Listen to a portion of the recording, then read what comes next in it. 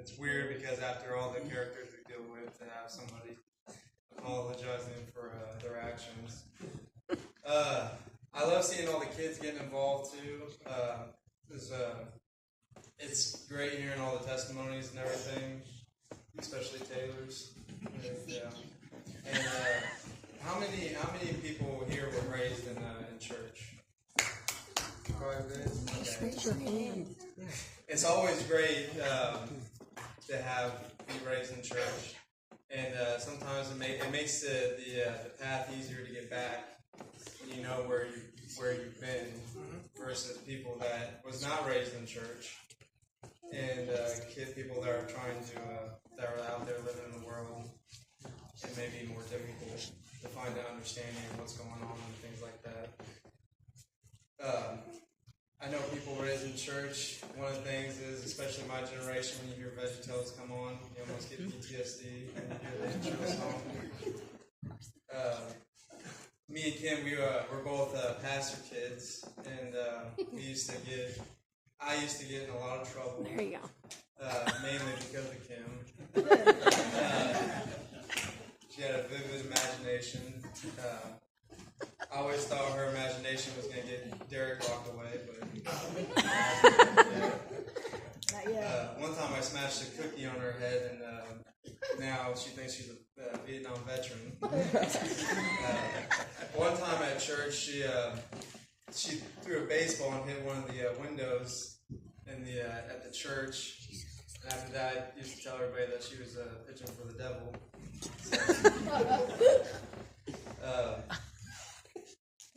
Anyways, and then when my dad asked me to preach, he didn't really ask. I think there was kind of a little bit of a gap of who may do it. I kind of jumped on it because I've been wanting to preach. There was a message I was wanting to preach. I wasn't the most prepared for this. And the reason I'm dressed like this is because when I was in the academy, they said that they thought I was going to need 3 nice outfits to wear to some ceremony. So I had my dad accompany me, and we picked 3 out. And then he didn't have to, so now these things have just been sitting on my door. Mm-hmm. So I figured I might as well get some use out of it. Amen. Another thing about church children too is it seems like there's always the 2 types of kids in church, or the 2 types of parents. You have one kid that will be, painting on the pews and running around, and then you have another kid that he sneezes, and his parent will look out and say, "That's one." I'm gonna try to keep this service to around 20 minutes. I know we have things afterwards, and I know that back in the day we used to have the cafe. I know there's one now, but they used to have one with fried chicken, and it was always a race to try to get there before they were out of fried chicken. And my dad was preaching, so you can see guys throughout the audience. They would just be looking at their watches. At a certain point, they'd just start shaking their head and stop looking at their watches. And they would think, well, you might as well preach through Revelation at this point. And then I know it would irk them when my dad would be at the cafe and he would get the news they didn't have fried chicken, and he'd let everybody know. It's like, you know what, guys, they're out of fried chicken today. Everybody just stared. I was like, yeah. Anyways, I'm going to be preaching out of Luke chapter 10. Luke 10, chapter 9, verse 62.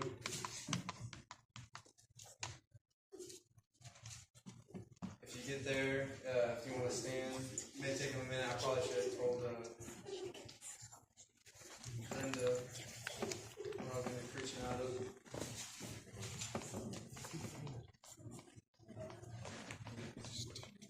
So Luke 10? Yeah. Luke 10, 9, verse 62.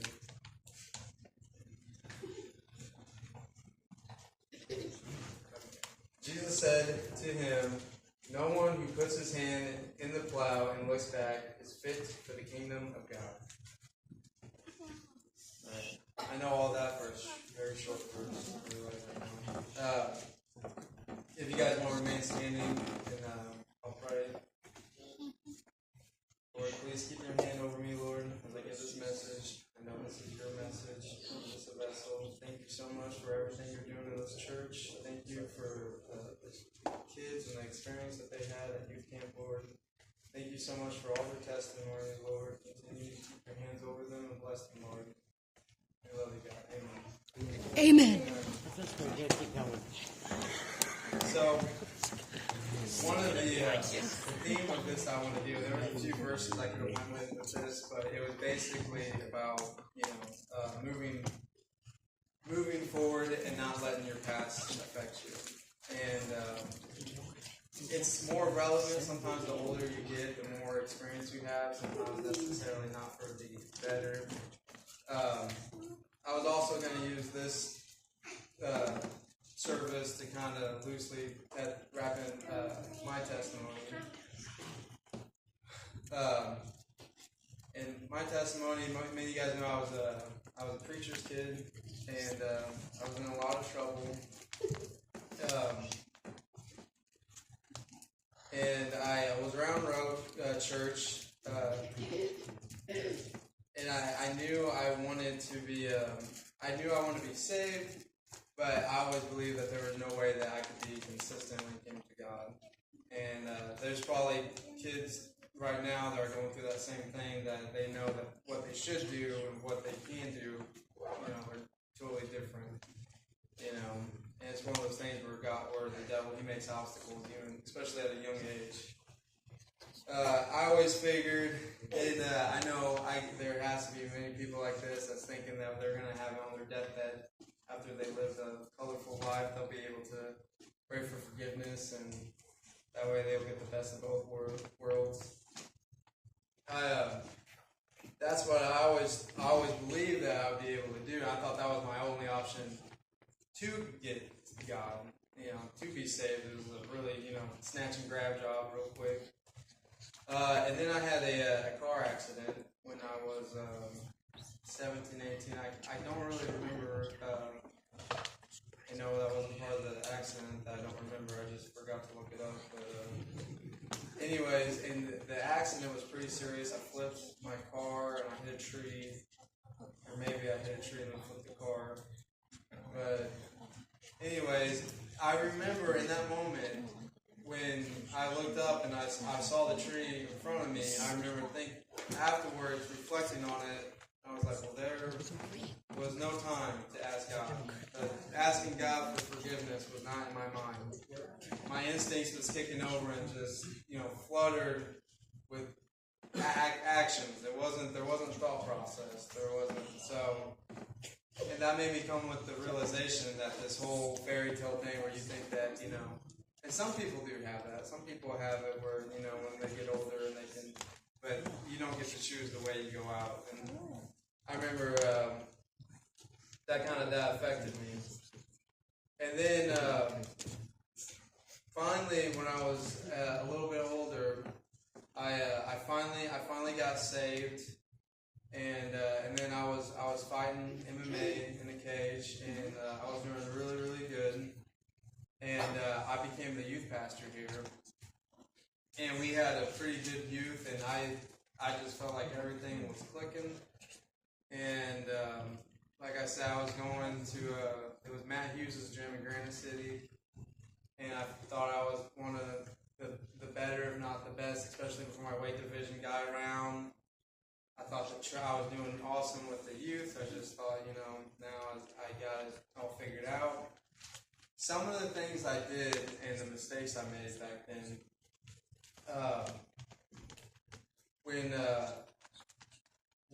when I was saved back then, I had a lot of faith in the people around me, and that's not in itself wrong.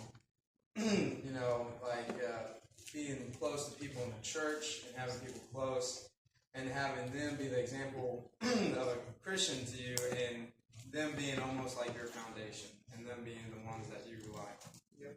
And I had people that were my foundation in the church really hurt me back then. And because they really hurt me, that started a whole backsliding, and I started walking away from God. And in the back of my head, even when I was saved, you always have that thought where you think that you're gonna do something to screw this up. This is temporary. You're not gonna be able to sustain this over a lifetime. So, but my problem then is I had my foundation in man, and then in people, and it wasn't in God. I believed God and I was saved, but when things went bad, I fell apart because it wasn't as my foundation. Like I said, my strength, I wasn't going from God. If I did have the strong foundation in God, those things I would have turned to Him. But instead, the people that I would have turned to are the ones that hurt me. So that, like I said, that really cut me. So then, for the next 10 years, I stayed in church, but it was more like a chore. I'm glad Lance, he talked about it, and it became a routine, kind of like brushing your teeth. Or for some of you, I may have to use a different analogy if you don't brush your teeth, taking out the trash, but it became just more of a check box, You wasn't going to church to get fed because you're a Christian. You're doing it because that's something you were supposed to do that, It wasn't like a living relationship you actually have. Like he said, the routine, and like I'm saying, you're checking off. So, and that's not bad. I've preached about that before. A lot of times what's great is when you start getting felt led by God to come back to Him. When you're in church, you don't have far to go. And that's the great thing with kids being raised in church, that when you're ready, you know the path back home versus the kid that's just lost. That's right. So, and then I was in church, and then I started thinking, I know I should be saved, and I know it's right. There was no arguing why I knew it. I knew what was right and wrong. I knew I should be saved in the church. So then I thought, well, when I have kids, that will be the big, because I'll get saved. Once I have kids, I'll be saved.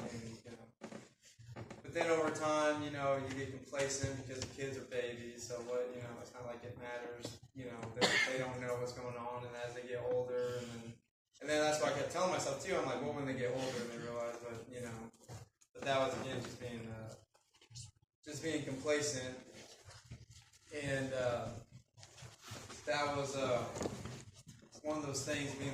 Being in church, I was complacent with just being in church, not having a relationship with God, going through the routine, and after so long, I found myself. I was working midnights in a factory. I had gained 70 pounds. I was smoking a pack of cigarettes. I was drinking, maybe not every night, but most nights. I wasn't in the great. I was still going to church, but I was not, I wasn't in my greatest form physically or spiritually. And I was kind of depressed. I loved my kids, and I felt like I was a great dad, and all this stuff. And I was just, as far as my personal outlook on how I'm doing, and my spirit's doing, I felt depressed. I was like, well, this is my life now. I remember I was sitting in the smoke shack at that factory, and it was midnight, so I was just looking out in the night, and I started thinking, I'm like, is this me now? I had all these dreams and ambitions. I'm never probably gonna fight again. And one of the things is I always want to be a police officer. I'm like, well, there ain't no being a police officer the way I am, And I thought too, because I'm like, well, I'm too old. And anyways, but what was great is there was just one more, and it doesn't always have to be this big thing, It doesn't have to be this thing that you got resuscitated back to life. And then you're, this big event, we're like, well, now I'm, it's just like people with addiction. They keep putting off, it's like just one more. But then once something, then I'll go. All it takes is just one day, just decide to do it and just take that first step. Right. And one day I did do that. I decided that it was enough. I started falling back in love with God again, and also Lord of the Rings. I felt like those were intertwined. And then the difference in this time and the last time is I was putting my trust, my foundation was in God. It was not in man. And I also knew there was times that, I would think of the past as like, you have been through this. You're going to be known as the guy that is just, just does this little circle again. But this time was different, and I knew it. This time I knew that this was, I put my foundation in God. And one of the things I love Jensen Franklin, how he says, you know what the Israelites, what they faced right before they got to the promised land, they faced the giants, right? That's how they knew they were close. That's when they had to face the giants. And in my life, when I got saved, that's when I also hit one of the hardest points in my life. I mean, I was broke. I'll be honest, me and Haley, we almost got divorced. Everything was that. But that never affected my relationship with God. It never did. And like I said, everything, the chips were down. And I always thought, I'm like, what would have happened? I don't even want to think what would have happened, though. What if I was in that situation without God? And it's scary to think that.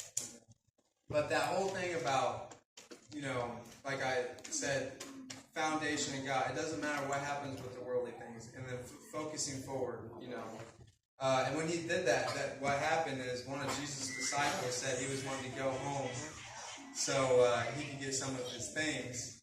And that's when God said, you don't need anything but through me. And then that's why, when you're plowing, that is when you're doing the work, you are looking forward.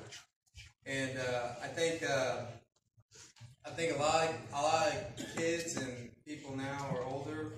You feel like your story is over. You feel like you could write your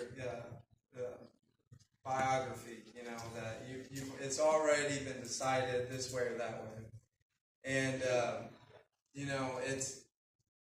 if you look at if that was the case, if we look at already, because your story is not over, right? And it's like Joshua. Joshua was older before he got to the promised land. If he would have wrote his story, that would not have been included in it. If you look at David, there's a point where when he would have wrote his story, it would have ended with him being an adulterer and a murderer. But there was a season past that. And I really want to speak this for the kids too, and to say that sometimes we feel like in our teens or 20s, like that's it. That sets the course. Whatever is done then, that's who we are. And then basically we get settled after 30, and then we may go. But like I said, your story is not over. It is not written. Right. You are not at the end. And there was a point. I love thinking. The cross. The cross. It used to represent death, right? Mm-hmm. When before Jesus was resurrected, when someone thought of the crucified, that meant death. That wasn't so. The cross was a symbol of death. And nowadays, the cross is the symbol of life. That's right. Right. And resurrection. Think about that. If that story, imagine if that story was written it was closed up too soon. That would have left it where it was the symbol of death and not the symbol of resurrection as we see it today. Who's doing is someone doing the music? Because I'm about to, like I said, I was going to try to keep it to 20 minutes. I don't know where I'm at now. But, minutes. Like I said, it's like nobody's story is over. There's still plenty of time. And sometimes, we can always persevere, and we don't don't need to let our past affect you. And sometimes people, they can't get past the point when you tell them that everything's going to be, that they can, and they let their past. It's almost, when you're trying to convince them, it's almost like trying to convince a drug addict that, they don't have bugs under their skin, You know that's not. You know that with God, that there's life and that there's a future and that they don't need it. But some people, like I said, they let these things affect them. And even when the things are not there, they build these things up like they're there. And there's no convincing them either other way. But that is what I'm trying to, that is the simple message I had today with my testimony in the cycle and how I thought I was basically, my book was done. And I really did. And it's not like it was done after not even getting, it's like I got to Jesus. I was saved and I thought that was it. And I got past it and I just thought, well, now my story sure is done and I'm just going to be, a father and a husband and a good guy. But I'm not going to be saved. I'm not going to be a Christian. And I'm not going to be one that will get to go up with everybody else. And I thought if it did, it would be one of those where I would have to be on my dying bed. I would hope I could just get to that point. But, like I said, my story was not over. Nobody's story here is over. No matter how old you are. Abraham, he had a son when he was 100 years old. You never know what your future can bring. And just like when you're getting with God, even if you are saved, there's always a better you out there. There's a better version. So even if this is not a story of redemption, maybe this is a story of strengthening. People that go to the gym, when you see these big bodybuilders or these guys getting strong, they don't hit a point and then they say, well, I'm good, and they're content. They keep pushing themselves. They keep getting stronger and stronger.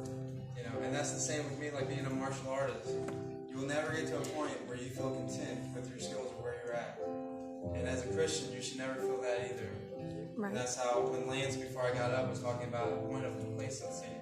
It's like you should not. You should always strive to do more and more, to be a better version of you.